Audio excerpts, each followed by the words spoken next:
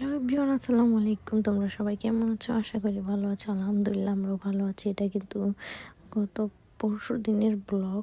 সন্ধ্যার সময় যে আর কি ঝড় তুফান হয়েছিল, তখন আর কি কারেন্ট ছিল না। তো আমি একটু ভিডিও করতেছিলাম আর এখানে ভাবতেছিলাম কি খাওয়া যায়, অনেক ক্ষুধা লাগছে। তারপর দোকান থেকে আর কি রাফসানের আব্বু মুড়ি আর চানাচুর পাঠাইছে যে তোমরা খাও। তারপর এটা বানাইলাম। এখন রাফসান, আমি আর রাফিন আমরা তিনজনে বসে বসে আর কি খাইতেছি। বৃষ্টির মধ্যে কিন্তু এরকম মুড়ি আর চানাচুর মাখা খেতে খুবই ভালো লাগে। তারপর রাত্রেবেলা যেহেতু কারেন্ট ছিল না, তো তখন আর কি খাওয়া দাওয়ার সময় কোনো রকম কোনো ভিডিও করতে পারিনি। তো এখানে কিন্তু ভোর সকাল 6:56 বাজে, তোমরা দেখতেই পারতেছো।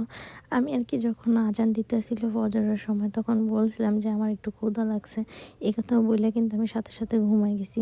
তারপর সে আর ঘুমায় নেই, সে মানে ওইখানে যে বসে বসে আর কি বউ রান্না করতেছিল আমার জন্য, আমি সেটা জানিও না। আমি মানে বইলে সাথে সাথেই ঘুমাই গেছি। তারপর আমাকে ডাক দিছে, ডাক দিয়ে ওঠে বলতেছে যে 7টা বাজে, এখন ওঠো, নাস্তা করবা না? তোমার জন্য বউ রান্না করছি। আমি তো পুরো অবাক হয়ে গেছি। তারপর মোবাইলটা হাতে নিয়ে দেখলাম 6:56 বাজে। মানে এত সকালে সে আমার জন্য ঘুম থেকে উঠে সব কিছু রান্না করে রেডি করছে। তারপরে তো এখানে সুন্দর করে প্লেটে বাইরে নিতেছে, কিন্তু আফসান তো আর খাইবো না। আফসান সকালে ঘুম থেকে ওঠার পরে কোনো খাবারই খাইতে পারে না। তো এখানে আর কি আমাকে দুইজনের জন্য আর কি রান্না করছে।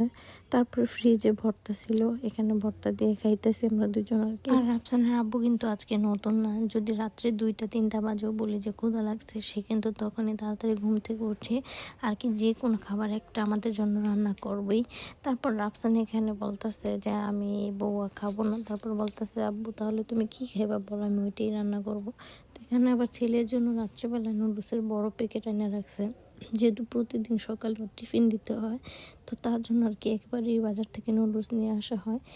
তারপর বাবারে বললো, তারপর ওর বাবা আর কি ওর জন্য নুডলস রান্না করতেছে এখানে। তোমরা কিন্তু দেখতেই পারতেছো যে নাস্তা করার জন্য রাফসানের আব্বু আমাদের বিছানা উঠাইতে দেন না। আমি কিন্তু ঘুমে চোখেই দেখতেছি না, কারণ আমি রাত্রেবেলা তো ঘুমাইতে পারি না। তো এই জন্য কিন্তু আমার অনেক পরিমাণ ক্ষুধা লেগে যায় ভোর সকালে। তো কোনো রকম আর কি মশারিটা খুইলে নিচ্ছে।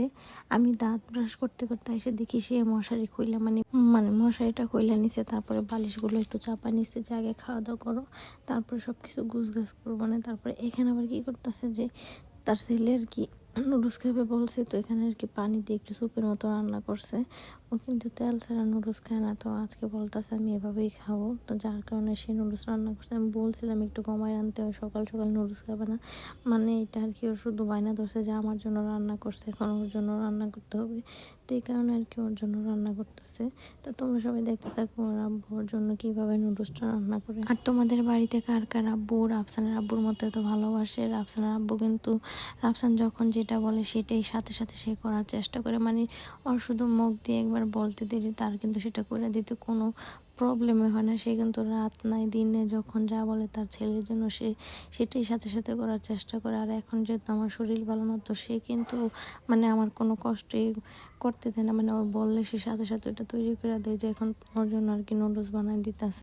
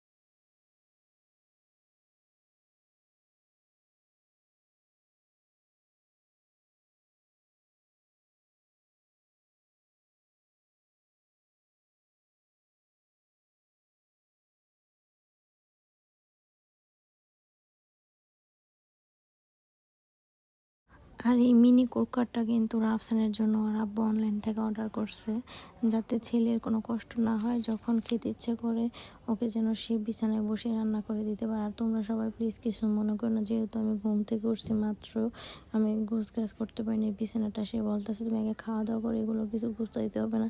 তো যার কারণে আর কি বালিশগুলো একসাথে মানে পিছনে ভুড়ায় রেখে দিয়েছে আর কি। এখন আবার ছেলেকে খাওয়াই কিন্তু স্কুলে পাঠাতে হবে আমাদের, তো যার জন্য আর কি ওর আব্বু একটু তাড়াহুড়া করতেছে। তো তোমরা সবাই অবশ্যই কমেন্ট করে জানাবে তোমার বাবারা কি তোমাদের জন্য এরকম করে নাকি। আর আজকের ব্লগটা এই পর্যন্তই। তারপরে এখানে আবার আর কি দুপুরে খাওয়া দাওয়ার সময় একটু ভিডিও করে নিলাম। আজকে দুপুরে রান্না করছিল দেশি মুরগির সাথে ছিল আম দিয়ে ডাল, তারপরে ছিল তোমার শুটকি বোনা। তো দুপুরে এখানে খাওয়া দাওয়া করতেছে রাফসানের আব্বু।